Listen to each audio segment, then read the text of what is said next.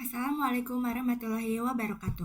Perkenalkan, nama saya Frisila Aryastahanita dengan NIM G00251110.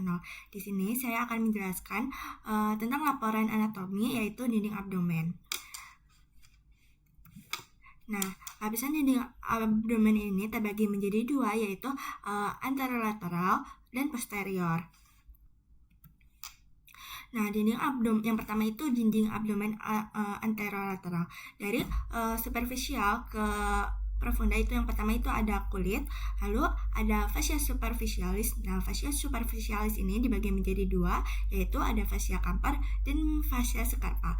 Yang ketiga yaitu ada fascia profunda, yang keempat ada musculi et aponeurosis yang terbagi menjadi beberapa musculus. Yang pertama itu ada musculus obliquus externus abdominis, lalu ada musculus obliquus internus abdominis, ada musculus transversus abdominis, lalu ada musculus rectus abdominis, musculus pyramidalis abdominis.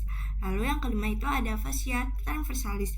Lalu keenam ada fascia extraperitonealis, yaitu merupakan jaringan lemak. Dan yang ketujuh itu ada peritoneum parietal. Nah, apabila yang dinding abdomen posterior yang pertama itu ada kulit, ada fascia superficialis dorsi, terus ada musculus yang terbagi menjadi beberapa lapisan. Yang pertama ada pada lapisan pertama itu ada musculus latissimus dorsi, lalu pada lapisan kedua itu ada obliquus externus abdominis, lalu ada musculus erectus spinae, terus ada musculus longissimus dorsi, lalu ada musculus serratus posterior inferior. Lalu pada lapisan ketiga itu ada musculus multifidus, ada musculus interspinalis, ada musculus obliquus internus abdominis, lalu pada lapisan keempat itu ada musculus quadratus lumborum, ada musculus ipsius, ada musculus transversus abdominis. Nah, lalu yang kelima itu ada fascia extraperitonealis yang merupakan jaringan lemak, dan yang terakhir itu ada peritoneum parietal. Nah, di sini juga saya akan menjelaskan otot-otot dinding abdomen. Nah, otot dinding abdomen ini terbagi menjadi dua, ada fat muscle dan ada vesical muscle. Nah, pada fat muscle itu yang pertama itu ada musculus obliquus externus. Nah, musculus obliquus externus ini akan membentuk ligamentum inguinal. Lalu ada musculus obliquus internus, lalu ada musculus transversus. Nah, vesica muscle ini akan dilapisi oleh vagina musculi recti. Lalu ada musculus rectus abdominis dan musculus pyramidalis. Nah, pada musculus pyramidalis ini tidak semua orang memiliki musculus pyramidalis. Nah, selanjutnya saya akan menjelaskan perbedaan antara organ intraperitoneal dan organ retroperitoneal. Nah, pada organ intraperitoneal, yaitu organ intraperitoneal adalah organ yang seluruh permukaannya dilapisi oleh peritoneum, berada pada cavitas peritonealis. Lalu jika organ retroperitoneal berada di luar cavitas peritoneum dan dilapisi peritoneum hanya di permukaan anterior saja, berbeda dengan intraperitoneal yang seluruh permukaannya dilapisi oleh peritoneum. Nah, pada organ intraperitoneal meliputi ada gaster, ada duodenum pars superior, ada jejunum, ada ilium, ada appendix vermiformis, terus ada colon transversum, ada colon sigmoida, ada pancreas cauda, terus ada lien dan hepar.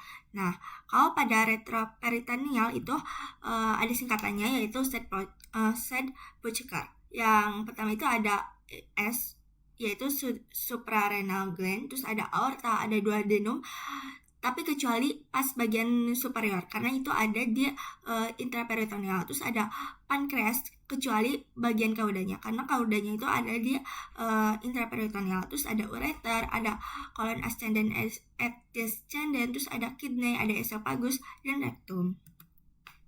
Nah, lalu saya juga akan menjelaskan anatomi gaster. Nah, gaster ini terbagi menjadi 4 bagian, yaitu ada fundus gastricum, ada pars cardiaca, dan ada corpus gastricum, dan ada ars pylorica. Nah, terus ada juga gastroesophageal sphincter. Terus di sini juga ada muscosphincter pylori dan yang akan mencegah saluran untuk kerduodenum. Terus ada curvatura gastrica major yang akan ditempeli oleh omentum maius, dan ada curvatura gastrica minor yang akan ditempeli oleh omentum minus. Terus ada orificium cardiacum dan ada orificium pyloricum. Lalu saya juga akan menjelaskan tentang appendix. Nah, letak appendix ini menurut garis Monroe-Pichler diukur dari sias dekstra ke umbiculus. Pangkal appendix terletak 1/3 lateral garis Monroe-Pichler yang disebut sebagai titik MC Burney. Lalu menurut garis Lange diukur dari sias dekstra sampai sias sinistra. Ujung appendix adalah pada titik 1/6 lateral dekstra. Nah, letak-letak appendix itu sangat bervariasi. Yang pertama itu ada appendix retrocaecal yang terletak di belakang cecum mengarah ke atas yang merupakan paling umum. Lalu ada appendix postilaealis yang terletak lebih mengarah ke kiri di belakang ileum dan mesenterium. Lalu ada appendix pelvicum yang mengarah ke bawah melewati psoas major dengan ujungnya melebihi tepi atas panggul bawah. Lalu ada appendix prealis yang terletak lebih mengarah ke kiri di depan ileum dan mesenterium. Lalu ada juga appendix subcaecalis yang terletak descendant ke caudal. Nah, itu sekian dari saya, laporan anatomi 1.3. Maaf apabila ada kesalahan. Terima kasih. Assalamualaikum warahmatullahi wabarakatuh.